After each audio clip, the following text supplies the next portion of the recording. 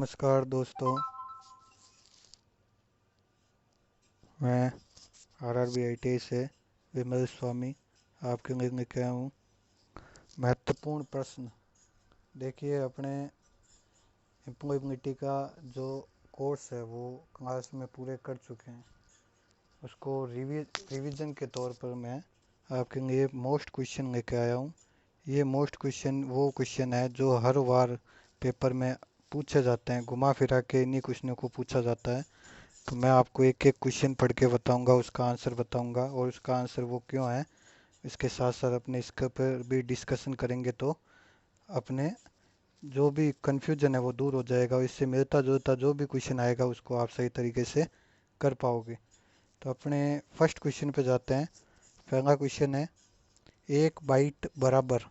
अब देखिए यहाँ पे क्या लिखा हुआ है, एक बाइट। एक बाइट बराबर कितना बिट होता है। ये बाइट है और ये बिट्स है। तो आपको जैसे पता है कंप्यूटर की मेमोरी जो है उसको मापने की जो इकाई है वो कौन सी है, बिट्स। तो यहाँ पे आपको ऑप्शन दिया हुआ है 2 बिट्स, 4 बिट्स, 8 बिट्स और 16 बिट्स। तो एक बाइट बराबर आपके कितने बिट्स होते हैं, 8 बिट्स। 8 बिट मिलकर क्या बनाते हैं, एक बाइट। तो जैसे आप अपने मोबाइल से या कहीं से भी कोई भी फ़ोटो खींचते हैं या कुछ भी फाइल सेव करते हैं तो उसका जो आकार है वो हमेशा आपको दिया हुआ होता है, K B, M B, G B, इस तरीके से दिया हुआ होता है। तो वो बी जो है पीछे वाला उसका मतलब होता है आपका बाइट। उसका मतलब क्या होता है आपका, बाइट। तो ये जो इकाई है ये मिलकर बनी हुई है आपके बिट से। तो एक बिट मिलकर बनता है आपके 8, एक बाइट मिलकर बनता है आपके 8 बिट से। तो इसका सही आंसर क्या हो जाएगा आपके, सी। ठीक है। नेक्स्ट क्वेश्चन है, a computer system consist of, यानी ये कंप्यूटर सिस्टम जो है वो किससे मिलकर बना हुआ होता है। पहला ऑप्शन है सॉफ्टवेयर प्रोग्राम, दूसरा है हार्डवेयर सॉफ्टवेयर, तीसरा है माउस कीबोर्ड और चौथा है सर्किट डायग्राम। तो देखिए कंप्यूटर सिस्टम जो है इन सारों से मिलकर बना हुआ होता है, लेकिन इसमें आपको एक आंसर ऐसा ढूंढना है जो कि इसके ऊपर एकदम सेट बैठता हो। तो ए ऑप्शन इसके ऊपर सेट नहीं बैठता क्योंकि सॉफ्टवेयर और प्रोग्राम दोनों का अर्थ एक ही होता है। तो यानी अपने सॉफ्टवेयर कह दें, प्रोग्राम कह दें, एप्लीकेशन कह दें, इन तीनों का मीनिंग ऐप कहते हैं। अपने मोबाइल में क्या कहते हैं, ऐप।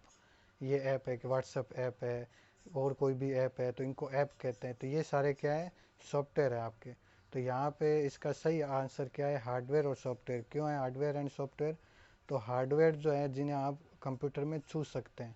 तो छूने वाली चीज़ें कौन सी है, जो इनपुट डिवाइस है आपकी, कीबोर्ड माउस। आउटपुट डिवाइस है प्रिंटर मॉनिटर, ये सभी किस में आ जाएंगे आपके, हार्डवेयर में। और उसके अंदर जो प्रोग्राम आपके डाले हुए हैं, जैसे आपके प्रोग्राम एम एस वर्ड है, एक्सेल है, पावर पॉइंट है, या पेंट प्रोग्राम है, या ब्राउज़र प्रोग्राम डाला हुआ है, तो ये सभी आपके किस में आ जाएंगे, सॉफ्टवेयर में। तो हार्डवेयर और सॉफ्टवेयर का कॉम्बिनेशन क्या बनाता है आपका, कंप्यूटर सिस्टम। तीसरा क्वेश्चन है आपका, a program that infect other program by modifying them is called.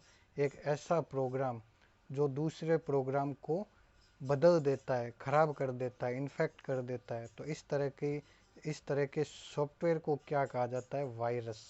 इस तरह के सॉफ्टवेयर को क्या कहा जाता है, वायरस। देखो इस क्वेश्चन को जब आप पढ़ोगे तो इस क्वेश्चन के अंदर भी एक क्वेश्चन छुपा हुआ है कि वायरस क्या है। इसका आंसर आपको बता दिया मैंने, वायरस। अब एक और क्वेश्चन बनाते हैं इसमें से कि वायरस क्या है। तो वायरस क्या है, ए प्रोग्राम, यानी एक प्रोग्राम है। वायरस भी क्या है, प्रोग्राम का अर्थ मैंने आपको ऊपर भी बताया दूसरे क्वेश्चन में।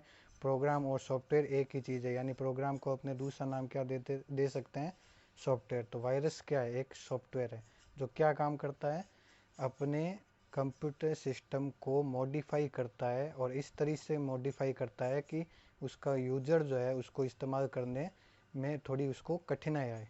तो प्रोग्राम दो टाइप के हो सकते हैं, एक प्रोग्राम जो यूज़र के कार्य को आसान बनाए, तो उस तरह के जो प्रोग्राम या सॉफ्टवेयर हैं उन्हें हम अपने कंप्यूटर में रखते हैं। लेकिन अनचाहे ऐसे प्रोग्राम है जो अपने कार्य को ख़राब करने का कार्य करते हैं, उन्हें क्या कहते हैं, वायरस। तो वायरस भी एक सॉफ्टवेयर ही है, वायरस भी एक कंप्यूटर प्रोग्राम ही है। अगला क्वेश्चन है, a software application used to enable computer user to locate and access web page is called.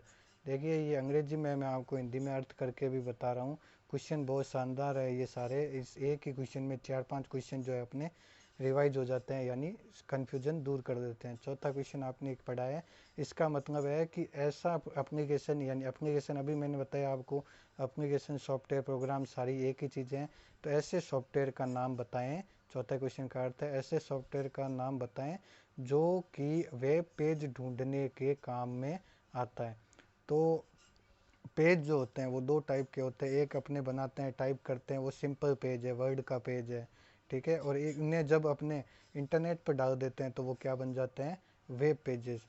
तो इन वेब पेज को खोलने के लिए हमें स्पेशल प्रोग्राम की आवश्यकता होती है जिसे हम क्या कहते हैं, वेब ब्राउज़र। क्या कहते हैं, वेब ब्राउज़र। वेब ब्राउज़र भी, अब अगर आपको नाम पूछा जाए कि वेब ब्राउज़र के आप नाम लिखिए, तो वेब ब्राउज़र के अपने 2-3 नाम याद रख लेते हैं, क्योंकि इनसे संबंधित क्वेश्चन भी जो है वो पूछे जाते हैं। तो वेब ब्राउज़र जो आप यूज करते हैं, एक तो है आपका क्रोम, एक है आपका मोजिला फायरफॉक्स, एक है आपका इंटरनेट एक्सप्लोरर, ठीक है। Chrome, Mozilla Firefox, internet explorer, और आपका ओपेरा मिनी, आप मोबाइल में यूज करते हैं ओपेरा मिनी, ये सभी आपके क्या कहलाते हैं, ब्राउज़र। तो आपको जब अपने मोबाइल में इंटरनेट चलाना हो तो आप किसका उपयोग करते हैं, आप गैलरी थोड़ी खोलते हैं या कॉन्टैक्ट लिस्ट थोड़ी खोलते हैं, आप किसका उपयोग करते हैं, उस प्रोग्राम का उपयोग करते हैं जिसमें इंटरनेट चलता है। तो उसी प्रोग्राम को एक नाम दिया गया है, उस नाम को अपने क्या कहते हैं, वेब ब्राउज़र, ठीक है। नेक्स्ट क्वेश्चन है, an illegal activity commit on the internet is called, यानी इंटरनेट की सहायता से कोई क्राइम करना या ऐसी एक्टिविटी करना जो कि मान्य नहीं है, अपराध के स्वरूप है, तो उसे क्या कहा जाता है, सिंपल क्वेश्चन है, उसे कहा जाता है साइबर क्राइम, ठीक है। नेक्स्ट क्वेश्चन है, computer network that Spain A regional, national और ग्लोबल आर कॉल्ड वैन। अब देखो यहाँ पे नेटवर्क के ऊपर ये क्वेश्चन पूछा गया है। तो नेटवर्क जो है वो अपने सिंपली 3 प्रकार का होता है, लैन, मैन और वैन। तो नेटवर्क जो है, तो नेटवर्क किसे कहते हैं, पहली बात नेटवर्क उसे कहते हैं जब दो डिवाइस, कोई भी दो डिवाइस आपस में कम्युनिकेट करती है, तो वो किसका निर्माण करती है, नेटवर्क का निर्माण करती है। यानी ए डिवाइस जब बी डिवाइस को कोई डेटा भेजता है, या बी डिवाइस ए डिवाइस से कोई डेटा रिसीव करता है, तो ये जो एरिया बना है इसे क्या कहा जाता है, नेटवर्क। ये नेटवर्क जो है वो 3 टाइप का हो सकता है, लैन, मैन या वैन टाइप का। तो लैन नेटवर्क जो है, अपने इन तीनों के बारे में डिस्कस कर लेंगे ताकि अपने को आगे कन्फ्यूजन नहीं हो। तो लैन, मैन, वैन के अंदर क्या आपके डिफरेंस है, इसको अपने डिस्कस करते हैं। तो लैन नेटवर्क जो आपका होता है, लैन नेटवर्क जो होता है वो आपका एक बिल्डिंग के अंदर मान लो 4-5 कंप्यूटर लगे हुए हैं, इनको आपस में आपने जोड़ दिया, तो ये नेटवर्क जो कहलाता है वो कैसा कहलाता है, लैन नेटवर्क। तो जैसे 1 नंबर कंप्यूटर है, ये 2 नंबर है, ये 3 नंबर है, 3 नंबर के को कोई फाइल चाहिए जो 1 नंबर में उपस्थित है, तो वो यहाँ से 3 नंबर के अंदर चली जाएगी। तो इस तरह का नेटवर्क क्या कहलाता है, लैन नेटवर्क। इसकी क्या आपके विशेषताएं, इसमें सिक्योरिटी बहुत अधिक रहती है, यानी आपके एक बिल्डिंग के अंदर ही उपस्थित है तो डेटा को चुराया नहीं जा सकता है। तो ये इसकी सबसे अच्छी खूबी है लैन नेटवर्क की। दूसरा नेटवर्क आता है आपके मैन। तो एक बिल्डिंग से, 2 बिल्डिंग है आपकी, इन दोनों के जो, इसमें 5 कंप्यूटर है आपके, इसमें 5 कंप्यूटर है, इन दोनों को आपस में जोड़ने के लिए जो नेटवर्क बनाया गया है उसे क्या कहा जाता है, मैन। तो मैन नेटवर्क जो है वो आपको बैंकिंग सिस्टम के अंदर आपको दिखाई देगा। तो एक एसबीआई की शाखा है, दूसरी एसबीआई की शाखा से किसके थ्रू जुड़ी हुई होती है, मेन नेटवर्क के थ्रू। तभी तो आप एक ही शाखा से अपने दूसरे अकाउंट को ऑपरेट कर पाते हैं। जो तीसरा नेटवर्क है उसे कहा जाता है आपका वैन नेटवर्क, वाइड एरिया नेटवर्क। तो जब कई ऐसे, इसको इस तरीके से कह सकते हैं, लैन और मैन जब आपस में मिलते हैं तो वाइड एरिया नेटवर्क का निर्माण करते हैं। लेकिन इसकी सही डेफिनेशन अगर आप देखोगे तो इंटरनेट आपका कौन सा नेटवर्क है, वैन नेटवर्क है। इसके अंदर सभी कंप्यूटर एक दूसरे से जुड़े हुए हैं। तो अगर आप गूगल का इस्तेमाल कर रहे हैं तो वो क्या है आपका वैन नेटवर्क है। आप गूगल का सर्वर यूज कर रहे हैं, अभी आप ये वीडियो देख रहे हैं तो ये यूट्यूब पे आप ये वीडियो देख पा रहे हैं, तो यूट्यूब का जो सर्वर है, अब नेटवर्क के अंदर अपने एक चीज़ और पता कर लेते हैं, अभी मैं नाम बोल रहा हूँ। तो नेटवर्क के अंदर दो तरह के कंप्यूटर होते हैं, एक क्लाइंट और एक सर्वर। जो डेटा को भेजता है उसे क्या कहा जाता है, सर्वर, और जो डेटा प्राप्त करता है उसे क्या कहा जाता है, क्लाइंट। तो आप अभी ये यूट्यूब वीडियो चला रहे हो, तो आपका जो डिवाइस है वो कौन सी डिवाइस है, क्लाइंट डिवाइस है। और जो ये वीडियो है वो जहाँ पर उपस्थित है वो कौन सी डिवाइस है, सर्वर डिवाइस है। तो सर्वर डिवाइस से क्लाइंट डिवाइस के अंदर आपके वीडियो जो है वो चलाया जा रहा है। तो इस तरह का इसे भी एक नेटवर्क कहा जाता है, पर ये नेटवर्क जो है वो एक सीमा के अंदर नहीं है। इसकी सीमा जो है, यानी जो ये सर्वर कंप्यूटर है वो कहीं भी किसी भी देश में उपस्थित हो सकता है। तो इसको अपने क्या कहेंगे, इस तरह का जो नेटवर्क होता है वो आपका वैन नेटवर्क कहलाता है। तो आपको ये कन्फ्यूजन दूर हो गया होगा वैन, मैन और वैन के अंदर क्या आपके है। अगला क्वेश्चन पे आ जाते हैं। CPU कंसिस्ट ऑफ, CPU के अंदर कौन सी चीज़ें होती है। तो CPU के अंदर आपकी मेनली दो चीज़ें होती है, एक तो CU जिसे कहा जाता है कंट्रोल यूनिट, और एक ALU यानी अर्थमेटिक। अर्थमेटिक का मतलब प्लस माइनस गुणा भाग, लॉजिकल यानी greater than less than equal to unit. यानी अपने CPU जो है वो दो यूनिट से मिलकर बना होता है, CU और ALU। ये दोनों मिलकर क्या बनाते हैं, CPU का निर्माण करते हैं। तो आपका इसका सही आंसर हो जाएगा ए, कंट्रोल यूनिट और ALU। CPU स्टैंड फॉर, अगला क्वेश्चन बहुत ही इजी पूछा गया आपसे कि CPU का पूरा नाम क्या होता है, central processing unit. B option आपका इसका सही हो जाएगा। अगला क्वेश्चन है, for short distance which network should type be use, यानी कम दूरी के लिए किस नेटवर्क का उपयोग किया जाता है। तो जैसे आपने पिछला क्वेश्चन ही किया था, मैंने आपको नेटवर्क बताया था लैन, मैन और वैन। एक बिल्डिंग के अंदर उपस्थित नेटवर्क लैन कहलाता है। तो कम दूरी में कौन सा नेटवर्क इस्तेमाल किया जाता है आपके, उस नेटवर्क को क्या कहा जाता है, लैन नेटवर्क। ए ऑप्शन इसका आपका राइट हो जाएगा। अगला क्वेश्चन है, in an email where will you add the receptionist email address whom you want to send the copy of email। इसका, इस क्वेश्चन का मीनिंग है कि आप जब किसी को ईमेल भेजते हैं तो भेजने वाले का पता आप कहाँ पे लिखते हैं। तो इसका पता जो है वो आपकी कहाँ पे लिखते हैं, CC के अंदर आप इसको लिखते हैं। अब देखिए यहाँ पे 4-5 ऑप्शन है, टू CC, BCC, सब्जेक्ट, इन सारों को अपने डिस्कस कर लेते हैं। तो जब आप ईमेल जो होता है, ईमेल भेजने के लिए आपको किसी भी यूज़र के पते का यानी एड्रेस पता होना चाहिए। तो एड्रेस जो है वो आपका वो इस तरीके से होता है, जैसे मेरा एड्रेस है vimmiswamy@gmail.com। तो यहाँ पे अगर आप देखोगे तो आपका जीमेल एड्रेस जो है वो दो से मिलकर बना हुआ है, दो चीज़ों से मिलकर बना हुआ है, एक डॉट के इधर का भाग और एक डॉट के इधर का भाग। तो ये डॉट जो है इसके इधर का भाग जो होता है वो हमेशा होता है @gmail.com, ठीक है, @ के इधर का भाग और @ के उधर का भाग। इसको इस तरीके से आप समझो कि ईमेल का एड्रेस जो है वो आपके साइन से दो भागों में डिफाइन होता है, एक यूजर डिफाइन होता है और एक ऑटोमेटिक डोमेन नेम कहलाता है। तो आपके जैसे मेरा ईमेल एड्रेस है या आपका ईमेल एड्रेस है, उसमें सारों में ऐसे लिखा हुआ @gmail.com या @yahoo.com, @hotmail.com। इस तरीके से पीछे का जो नाम होता है उसे क्या कहा जाता है, डोमेन नेम। डोमेन नेम पर भी बहुत क्वेश्चन आते हैं, आगे अपने इस ये क्वेश्चन आएगा उसमें उसके पूरी चर्चा करेंगे। आगे ये जो भाग है वो यूजर डिफाइन है। तो ये यूजर डिफाइन है, तो ये मेरा विमी स्वामी है, आपका राम कुमार हो सकता है, श्याम कुमार हो सकता है, किसी टाइप का नाम हो सकता है। तो ये एड्रेस अगर आपको पता हो तो आप किसी को भी ईमेल भेज सकते हैं। एक बात याद रखें आप, जो ये ईमेल एड्रेस होता है वो हमेशा स्मॉल लेटर के अंदर होता है। यानी अगर मैं कहूँ कि मेरा एड्रेस वी बड़ा है और आई छोटा है, एम बड़ा है, ए छोटा है, तो इस तरह का एड्रेस कभी भी नहीं होता है। तो ईमेल एड्रेस जो होता है वो हमेशा स्मॉल लेटर के अंदर होता है और उसके अंदर नंबर भी हो सकते हैं। यानी अगर मैं कहूँ कि विमल 123 मेरा एड्रेस है तो ये ऐसा एड्रेस हो सकता है।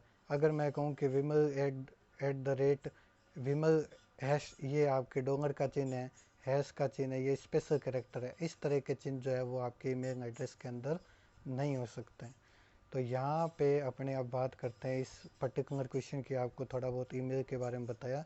इस पर्टिकुलर क्वेश्चन में पूछ रहा है कि जब आप ईमेल भेजते हैं तो भेजने वाले का पता किस में लिखते हैं, और अगर आप उसको भेज रहे हैं किसी 2-3 जनों को एक साथ भेज रहे हैं तो कहाँ पे पता लिखते हैं। इस तरह का ये क्वेश्चन पूछा गया है। तो ईमेल जब भेजते हैं तो अपने सामने ईमेल भेजने के लिए इस तरह का फॉर्मेट अपने सामने आता है। ठीक है, यहाँ पे होता है टू, यहाँ पे होता है सीसी। ठीक है, यहाँ पे होता है आपका सब्जेक्ट और नीचे होता है बॉडी यानी पूरा ईमेल। नीचे आपके ऑप्शन होते हैं सेंड का, अटैच का, ये भी अपने देखेंगे अटैच क्या चीज़ है। तो यहाँ पे टू के अंदर अपने उसका एड्रेस लिखते हैं जिसे अपने ईमेल भेज रहे हैं। ठीक है, सीसी के अंदर, सीसी का मतलब होता है कार्बन कॉपी, यानी ऐसा मेल किसी और को भी प्राप्त हो तो वहाँ पे अपने क्या करते हैं, उसका एड्रेस यहाँ पे भेजते हैं। अगर अपने टू में भी अब ये सुविधा दी गई है कि अपने टू के अंदर ही 3-4 एड्रेस लिख सकते हैं, यानी 4 दोस्तों को मेरे को मेल भेजना है तो टू के अंदर ही चारों का एड्रेस मैंने लिख दिया। एक का एड्रेस लिखा, स्पेस दिया, दूसरे का स्पेस, तीसरे का स्पेस, चौथे का स्पेस। तो इस तरीके से जब मैं भेजता हूँ तो चारों को मेल पहुँच जाता है, लेकिन एक को ये भी पता चल जाता है, जिसके पास भी ये मेल जाता है उसको ये भी पता चल जाता है कि ये मेल जो है वो और किस किस को भेजा गया। अगर आप ये चाहते हैं कि ऐसा ना हो तो बाकी के एड्रेस को आप किस में लिखोगे, सीसी के अंदर। तो कार्बन कॉपी के अंदर अगर आप लिखोगे तो वो आप एक ही मेल को एक से ज़्यादा व्यक्तियों को भेज सकते हैं, और ये भी कर सकते हैं कि वो जो आपने मेल भेजा है वो और किसी को पता ना चले कि मैंने ये मेल और किस किस को भेजा है। इसके नीचे अगर आप देखोगे तो यहाँ पे आपको सेंड और अटैच का ऑप्शन मिलता है। अगर आप पूरा मेल बना लेते हैं तो सेंड पे बटन पे क्लिक करते ही अगर आपने टू के अंदर एड्रेस एकदम सही लिखा है तो वो मेल जो है उस पर चला जाता है। और दूसरा ऑप्शन जो है वो आपका अटैच। तो अटैच ऑप्शन की अपने बात करते हैं। अटैच ऑप्शन जो है, अटैच ऑप्शन आपके ईमेल के साथ कोई फाइल या डॉक्यूमेंट भेजने के काम आता है। यानी अगर आप किसी को इंटरव्यू के लिए अपना मेल भेज रहे हैं तो आप इंटरव्यू में अपना मेल भेज रहे हैं तो हो सकता है आपको वो कहे कि आपकी 10th की मार्कशीट भी भेजें, 12th की मार्कशीट भी भेजें, आप अपनी ITI की मार्कशीट भी भेजें। तब आप इस फाइलों को किस ऑप्शन के द्वारा भेज सकते हैं, अटैच ऑप्शन के द्वारा भेज सकते हैं। ठीक है, एक और ऑप्शन कर लेते हैं अपने ईमेल से संबंधित ही है, ये भी बहुत बार कुछ पूछा जाता है कि ईमेल के अंदर SPAM स्पैम क्या है। स्पैम का मतलब है अवांछित मेल या अनचाहे गए मेल को क्या कहा जाता है, आपका स्पैम कहा जाता है। अवांछित यानी जिनकी हमें कोई आवश्यकता नहीं है, या जो बहुत ही भेजे जाते हैं। जैसे आप अपने मोबाइल के अंदर मैसेज का यूज करते हैं तो मैसेज के अंदर आपके एक तो कंपनी के मैसेज आते रहते हैं कि ये है, इसकी सेल लगी है, ये हुआ है, ये हुआ है। इनकी अपने को आवश्यकता नहीं होती है। इस तरह के SMS को हम क्या कह सकते हैं, स्पैम कह सकते हैं। तो इसी तरह ईमेल के अंदर भी इस तरह के कई ऑप्शन आते हैं, इस तरह के कई मेल आते हैं जिन्हें हमें आवश्यकता नहीं होती, जिन्हें हम चाहते नहीं हैं, जिन्हें हम प्राप्त करना चाहते नहीं हैं। इस तरह के मेल को क्या कहते हैं, स्पैम। ठीक है, नेक्स्ट क्वेश्चन करते हैं अपने। In Excel the extension of row and column, the interaction of row and column is called. तो देखो यहाँ पे एक्सेल की बात हो रही है, तो एक्सेल को पहले अपने समझ लेते हैं एक्सेल क्या है। एक्सेल एक सॉफ्टवेयर है। सबसे पहली बात कौन सा है, एक्सेल एक अपना क्या है, सॉफ्टवेयर है। ठीक है, एक्सेल सॉफ्टवेयर है तो एक्सेल के अंदर जो फाइल बनती है उसे कहा जाता है वर्कबुक।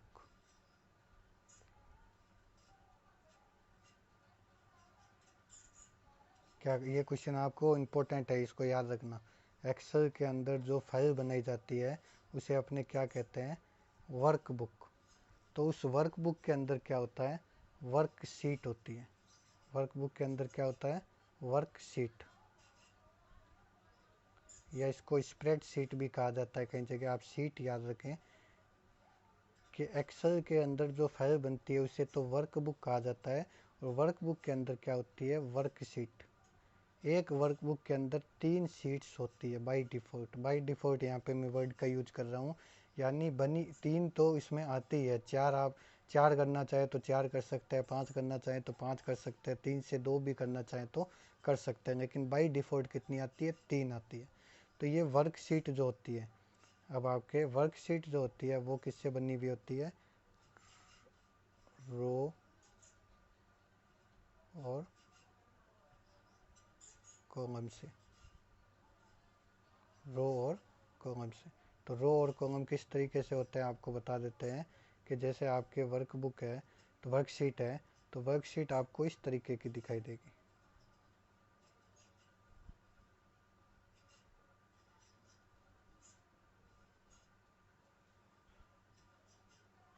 टेबल के रूप में। तो टेबल के अंदर ये 1 2 3 4 5 6, ठीक है, और ये ए, ये बी, ये सी, ये डी, ये ई, ये इस तरीके की सीट होती है। तो ये रो कौन सी है, ये वाली 1 नंबर 2 नंबर, रो को हमेशा नंबरिंग में दिखाते हैं। इस तरह के जो आपके होते हैं इनको क्या कहा जाता है, रो, ठीक है। और इस तरह को क्या कहा जाता है, कॉलम। तो A column, B column, C column, D column, E column, इस तरीके से दिया होता है। तो इसमें अंदर क्वेश्चन ये दे रहा है अपने को कि ये जो रो और कॉलम एक दूसरे को काटते हैं, एक दूसरे को काट रहे हैं, तो काटने से क्या बन रहा है, ये एक जो डब्बे बन रहे हैं इन्हें क्या कहा जाता है, इन्हें कहा जाता है सेल। क्या कहा जाता है, सेल। तो अपने इसको उल्टा करके देखेंगे तो सेल जो है वो किससे मिलकर बने हुए होते हैं, रो और कॉलम, ठीक है। तो सेल जब आपस में मिलते हैं रो कॉलम बनते हैं, रो कॉलम से आपका क्या बनता है, वर्कबुक, वर्कशीट, वर्कशीट से क्या बनता है, वर्कबुक। तो ये 4-5 इकाई है जो आप याद रखें, अगले क्वेश्चन में और सही हो जाएगा अपने। तो इसका आपका आंसर क्या हो जाएगा, सेल ए। 12वां क्वेश्चन है, in M S Excel collection of worksheet is known, यानी एम एस एक्सल के अंदर वर्कशीट का कॉम्बिनेशन क्या कहलाता है, वर्कबुक। अभी अपने क्वेश्चन किया था कि वर्कबुक किसे कहा जाता है, तो वर्कशीट मिलकर क्या बनाती है, वर्कबुक। तो वर्क बुक के अंदर होती है वर्कशीट। वर्कशीट बननी होती है रो और कॉलम से, रो और कॉलम बनने हुए होते हैं सेल से। ये सारी इकाइयाँ आप याद रखें। अगला क्वेश्चन पे आ जाते हैं अपने। In M S Excel to insert, M S Excel के अंदर अगर आपको कोई फॉर्मूला देना है यानी कोई सूत्र देना है तो वो कहाँ से स्टार्ट होगा, तो इसका आंसर आपके क्या हो जाएगा, बराबर के चिन्ह से स्टार्ट होगा। यानी अगर आपको सूत्र लिखना है कि आपको एक सूत्र लिखना है कि ए इंटू बी लिखना है, तो आपको ए इंटू बी अगर ऐसी इस तरीके से लिखा आपने तो ये काम नहीं करेगा। आपको कैसे लिखना पड़ेगा, बराबर का चिन्ह दे के फिर ए इंटू बी दोगे तो ये काम करेगा, ठीक है। इन एम एस पेंट, अगला क्वेश्चन बहुत अच्छा क्वेश्चन है, इससे 2-3 क्वेश्चन आपके पूरे हो जाएंगे। In M S Paint which extension is not supported, M S Paint के अंदर कौन सा एक्सटेंशन सपोर्ट नहीं करता है। तो अपने इन नीचे ऑप्शन पे जाते हैं तो उससे पहले देख लेते हैं, एक वर्ड आया है यहाँ पे, एक्सटेंशन। एक्सटेंशन का मतलब क्या होता है, ठीक है। तो एक्सटेंशन का मतलब समझते हैं, फिर अपने इसका आंसर दे पाएंगे। आगे ऐसे कोई भी क्वेश्चन आएंगे तो इसका आंसर दे पाएंगे। कोई भी फाइल बनाई हुई होती है उसके नाम जो होता है, कोई भी फाइल, एकदम ध्यान से सुनना, एकदम समझ आ जाएगा आपको। कोई भी फाइल का नाम जो होता है वो 2 भागों में डिवाइड होता है। तो वो किस तरीके से 2 भागों में डिवाइड होता है, डॉट के इधर का भाग और डॉट के इधर का भाग। डॉट के इधर का भाग जो होता है उसे कहा जाता है एक्सटेंशन, यानी फाइल के नाम के डॉट के इधर का भाग जो होता है आपके क्या कहलाता है, एक्सटेंशन। इधर का नाम जो होता है वो कुछ भी हो सकता है। तो यहाँ पे एक्सटेंशन देखोगे तो अगर आप वर्ड के अंदर, अभी एक्सेल की बात कर रहे थे, एक्सेल में कोई फाइल बनाते हैं तो उसके आगे का नाम कुछ भी हो सकता है, लेकिन पीछे इस तरीके से होगा XNS। ठीक है। अगर आप डॉक्यूमेंट फाइल बनाओगे तो .doc।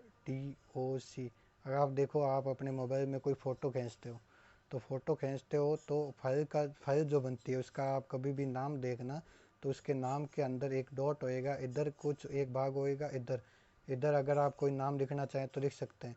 इधर का भाग ऐसे होगा JPG, BMP, इस तरीके का आपको एक कोड दिखाई देगा। ये कोड क्या बताता है, इस कोड को ही क्या कहा जाता है, एक्सटेंशन कहा जाता है। तो जैसे मैं कहता हूँ PDF फाइल, तो PDF क्या है, PDF ये क्या है, एक एक्सटेंशन है। क्या है, एक्सटेंशन है, यानी फाइल का एक्सटेंशन है। एक्सटेंशन देखकर हम बता सकते हैं कि ये फाइल जो है वो किस सॉफ्टवेयर के लिए, किस सॉफ्टवेयर में उपयोग की जा सकती है। तो आप इसको इस तरीके से एकदम आसान भाषा में समझाऊँ तो, कोई व्यक्ति है, तो अगर जैसे मैं हूँ तो मेरे कास्ट जो है वो स्वामी है। ठीक है। आगे मेरे कोई भी होएगा तो उसकी कास्ट क्या होएगी, स्वामी होएगी। आगे का नाम चेंज हो सकता है, मेरा नाम विमंग है। ठीक है। अगर मेरे कोई भी लड़का लड़की है तो उसके आगे का नाम कुछ भी हो सकता है, पीछे का नाम जो स्वामी है वो फिक्स रहेगा। तो ये स्वामी क्या है, एक्सटेंशन है। समझ गए। तो आगे का नाम चेंज होता रहता है, आप किसी भी फाइल का नाम कुछ भी दे सकते हैं, एक्सटेंशन जो है वो फिक्स रहता है। तो यहाँ पे ये पूछ रहा है MS पेंट में जो फाइल बनती है उसका एक्सटेंशन क्या होता है, तो उसका एक्सटेंशन आपके कौन सा सपोर्ट नहीं करता है, .doc। देखो इसमें पूछा है जो नहीं करता है, जो नहीं होता है, तो इसका .doc जो है वो नहीं होता है। .doc किसकी फाइल का होता है, वर्ड की फाइल का एक्सटेंशन होता है। ये भी याद रखना इस क्वेश्चन से। .doc किसका एक्सटेंशन होता है, वर्ड की फाइल का एक्सटेंशन होता है। बाकी तो तीन है आपके पेंट के प्रोग्राम के एक्सटेंशन है।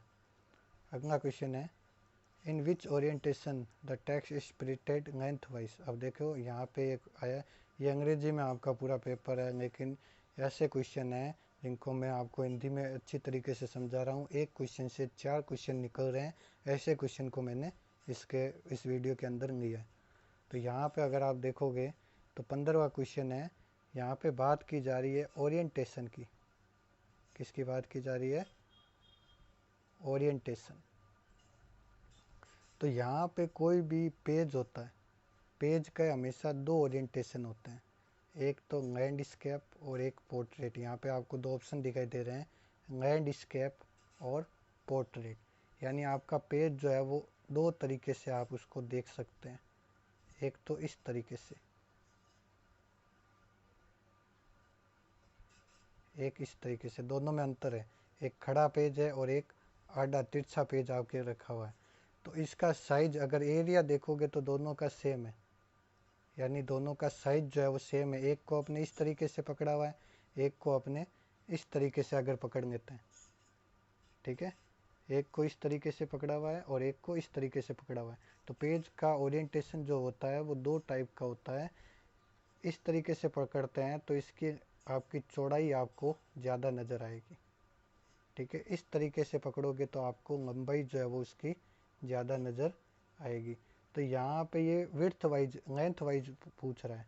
आपको लेंथ वाइज देखोगे तो ये कौन सा है, पोर्ट्रेट है, और ये कौन सा है आपका लैंडस्केप है। तो लेंथ किस में बड़ी होती है, पोर्ट्रेट के अंदर। तो आपके ओरिएंटेशन 2 टाइप का होता है, लैंडस्केप, पोर्ट्रेट। ये आपका ओरिएंटेशन क्या कहलाता है, पोर्ट्रेट, और ये कौन सा कहलाता है, लैंडस्केप।